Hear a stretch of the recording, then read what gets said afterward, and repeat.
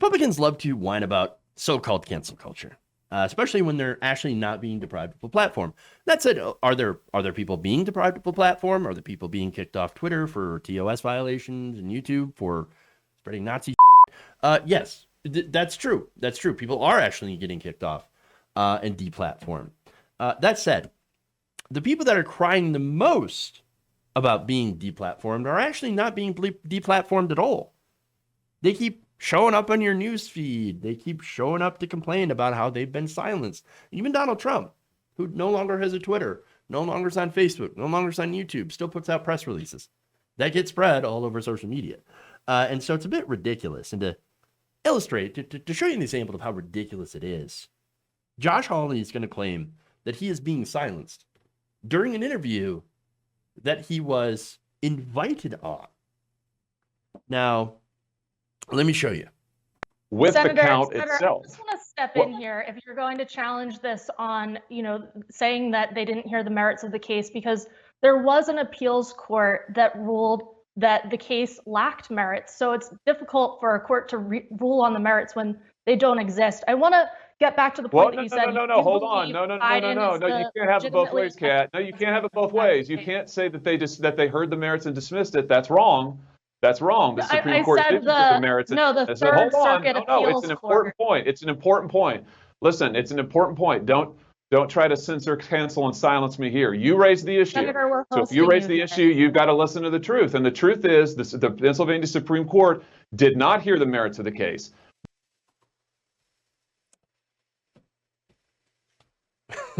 I'm sorry. Wow. Okay. Hold on there. It didn't look so much canceling as far as an attempt to filibuster the host, because she brought up something that was like, hey, yes, you brought up the Supreme Court, but I'm going to counter that by bringing up the fact that then there was an appeals court that shut it down. And let me give you okay. Talking over somebody, which is what he did, by the way. Talking over somebody because you don't like what they're saying is actually a form of trying to silence them. So if anybody's trying to silence anybody, he's trying to silence her point when she brings it up, because she doesn't like his point. But she's giving literal factual information about what's going on here. And so what she was trying to say is that the U.S. Court of Appeals for the Third Circuit had thrown out a case brought by Rudy Giuliani and Donald Trump in November, following a 3-0 ruling, saying the Trump campaign had to plead plausible facts, not just conclusory allegations, and do more than just alleged conclusions for their case to proceed. They didn't even bring like the charge of voter fraud, election fraud, or anything like that. And so the court noted in its opinion, quote, "The campaign cannot win this lawsuit.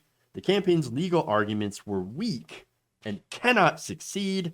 The court emphasized the Trump campaign did not allege voter fraud or provide evidence of voter fraud, because if they had, first of all, if they had alleged voter fraud, they would have had to bring evidence. Well, there is no evidence of that voter fraud.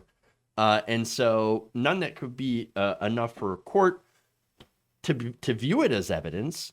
And so they would essentially they would lie to the court if they were actually going to make that. And so they didn't, because they knew it was a losing argument. That said, despite the Trump's campaign's allegations of voter fraud outside of court, and noted that there is no clear evidence of massive absentee ballot fraud or forgery. They won one lawsuit out of 60 plus. I don't know. It's completely blown out by the number of cases that were either tossed out of court because of lack of evidence, or they decided to withdraw because, again, they had the lack of evidence. In fact, the number of mail-in ballots is noted that would be affected by the claims in the Trump campaign's lawsuit in Pennsylvania actually ended up being far smaller than Biden's margin of victory. So even if it had been thrown out, well, they still wouldn't have won Pennsylvania. And the Trump campaign's argument that all the election results should be invalidated because of that is grossly disproportionate to their actual legal claims. Again, this is what was written by somebody who was appointed by Donald Trump. Yet, Hawley says, no. We're going to make a completely different argument going back to the Pennsylvania Supreme Court, which, I'm alleging we should have this whole thing thrown out because they violated their own constitution during a pandemic by allowing more legal votes that are absentee to be counted than normal. And so, we can't make any changes whatsoever to reflect the conditions in order to conduct a vote. And it's because we don't care about democracy. And then when she brings that up, by the way, when she brings up the fact that none of the cases actually, because again, they're making the case on, well, they violated the Constitution, therefore we should throw out the whole thing. Well, notice how that's not alleging voter fraud. That's not their entire allegation.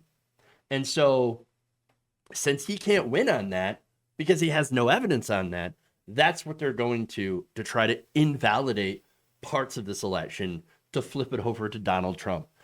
Insane. Months and months after the election still. And when they get shut down with their nonsensical points, they cry.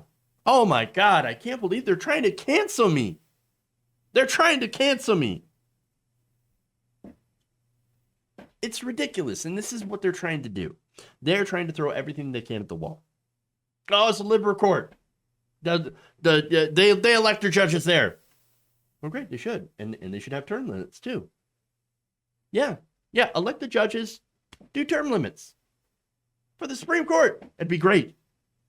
Much better than the system we have now, which is lifetime appointments.